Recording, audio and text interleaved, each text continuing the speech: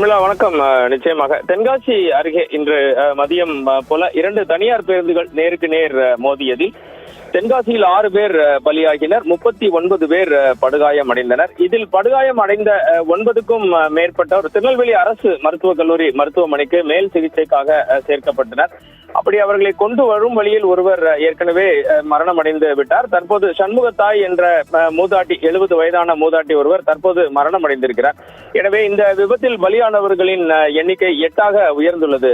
ஷர்மிளா, தென்காசியில் இருந்து கடையநல்லூர் நோக்கி சென்ற ஒரு தனியார் பேருந்தும், மதுரை திசையில் இருந்து தென்காசி நோக்கி வந்த மற்றொரு தனியார் பேருந்தும் எதிர்பாராத விதமாக மோதிக்கொண்டன. மோதிய வேகத்தில் 2 பேருந்துகளும் பலத்த சேதமடைந்தன. இது 6 பயணிகள் சம்பவ இடத்திலேயே உயிரிழந்த பரிதாப சம்பவம் நடைபெற்றது.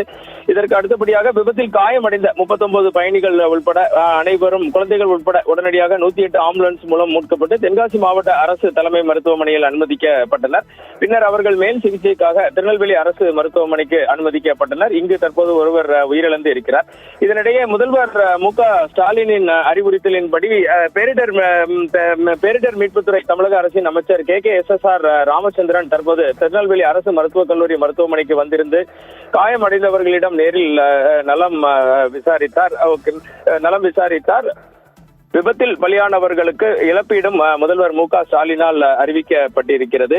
இன்று மதியம் தென்காசியில் நடைபெற்ற இந்த சம்பவம் தமிழகம் முழுவதும் மிகுந்த சோகத்தினை ஏற்படுத்தி இருக்கிறது.